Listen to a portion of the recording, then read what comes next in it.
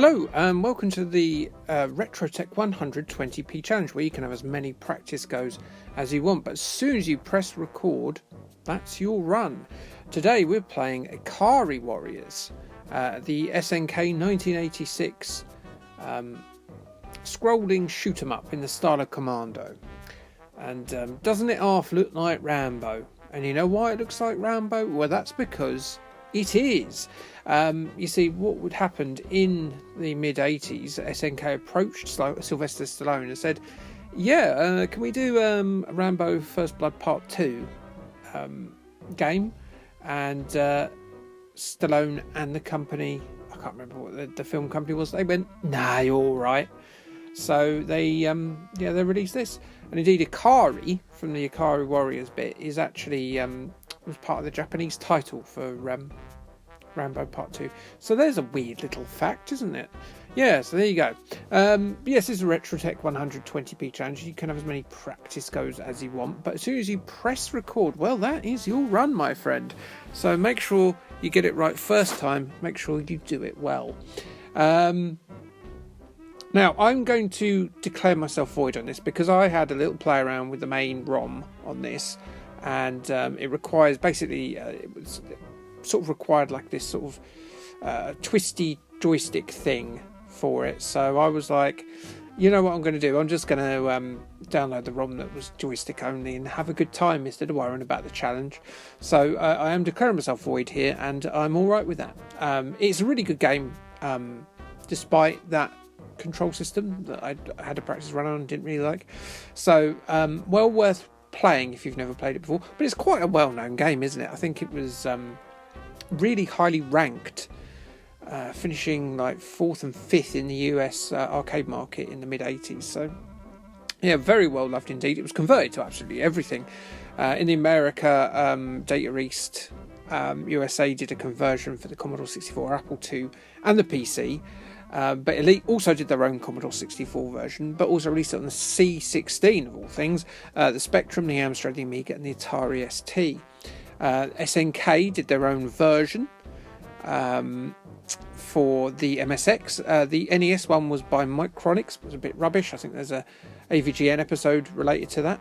And the Atari 2600 and 7800 versions were the very last games published for those systems. So there you go.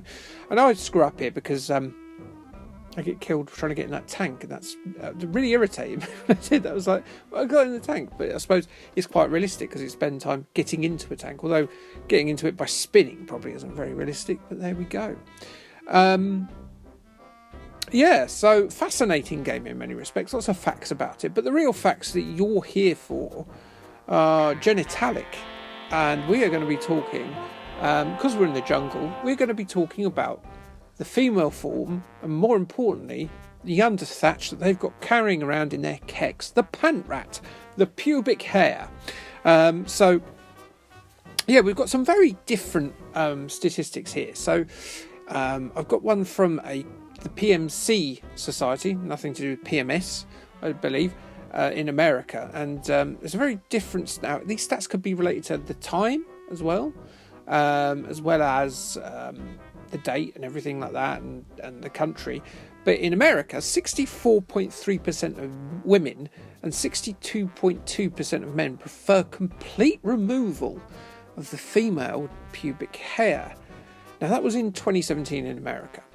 Now, the UK stats are very different, and these are courtesy of The Guardian, I believe, in 2024, mid to late 2024. So lots of things have happened since then, obviously, and attitudes change. Those US stats were about 10 years ago, pre-COVID.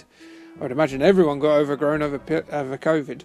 But 82% of British women remove some pubic hair, but only 15% remove all of their pubic hair. Only 65% report that they worry about new male partners thinking about how they should have their pubic hair, which is a weird thing to think about, but I suppose it probably does come into your thoughts. UK men, 17% like it overgrown, like a council estate garden, and 18% like it as bald as a new, little bit Jimmy Savile, perhaps. Worry. I'm casting aspersions there. People have different preferences. But most have absolutely no preference for how someone's undercarriage looks. That's because men are just pleased they're getting any at all, aren't they? So there you go. There is your facts about Lady Thatch. Not Lady Thatcher. I won't be doing gentle facts about her unless something comes out in the press, something a bit David Cameron-y. But yes, anyway, there we go. You know, him and the pig. So yeah, this game really cool. You can get in tanks, as you would have seen. You can blow them up and you can power up the tank and everything like that. You have to keep collecting fuel. It seems very overwhelming if you're watching this. Like, there's a lot of bad guys, and indeed I have been overwhelmed there for my first go. But it's not quite as daunting, well, particularly when you change controllers. Just take your time. Like Jim Bowen used to say, or Alan, was it Green? What was his name? What was the guy who was with Jim Bowen in the darts? Bullseye. Tony Green, which said take your time, and that applies to darts and Ikari Warriors as well. So yeah, I'm struggling here to put my name in, and another thing about this ROM that I've chosen that lets you use normal controls is that you can't continue. Ye boo shucks for me, eh? So I'm going to have to go through the game again. But as I've declared my go void, doesn't really matter, does it? I wish the best to everyone else in the challenge, and if you wanted to join the challenge, of course, there's one less competitor this week because I've declared mine void. So maybe you could be the king of the Ikari Warrior Kingdom.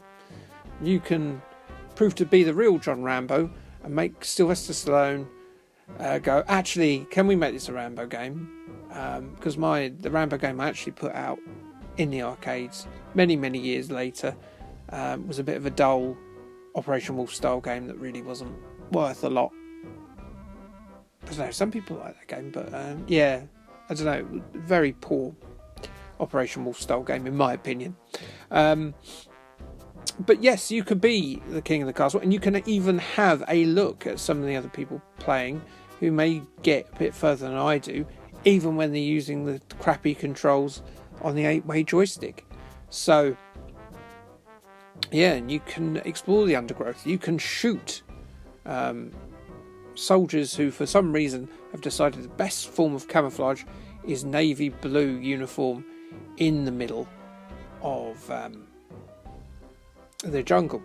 And yeah, this is where my second go goes badly wrong, because my tank got blown up super quickly and it blew up the other spare tank that 2-player would normally take. So I was gutted there, and that made my challenge a lot harder the second time around. Obviously the guys in the red there, even more observable in the jungle. Not only that, they've given them special weapons. I don't know, this isn't the best organised army in the world, is it, really? And I always think it's very strange that in these kind of games, in shoot-em-ups, any sort of shoot-em-up, that the guys you're fighting for have decided just to send one person in to take down an army. Now, no matter how good that person is, the odds are kind of stacked against them. You know, what else is the rest of your army doing? They're just sort of just sitting back and doing a lot. And I know, obviously, this guy ended up in a plane crash. So, you know, maybe he is literally by himself and he's just trying to get his way out. Perhaps that's the storyline. Perhaps I should have read more into it. But I don't know. Poor planning, I think. So what have I got coming up on the channel this week? Well, yes, it's one I've been looking forward to putting up, which is going to get very few views because YouTube slapped an age restriction on it because it is filthy. It is a filthy game for filthy people. It is the PlayStation game, a notorious one, but one that was only, I think, released in Europe, called Seven Sins. Now, I should be trying to entice you to watch this, because it is a very uniquely odd game. So yes, if you're not doing anything this week, sign in to YouTube and watch that, because you'll be amazed. Anyway, like, subscribe, and Kay, thanks, bye.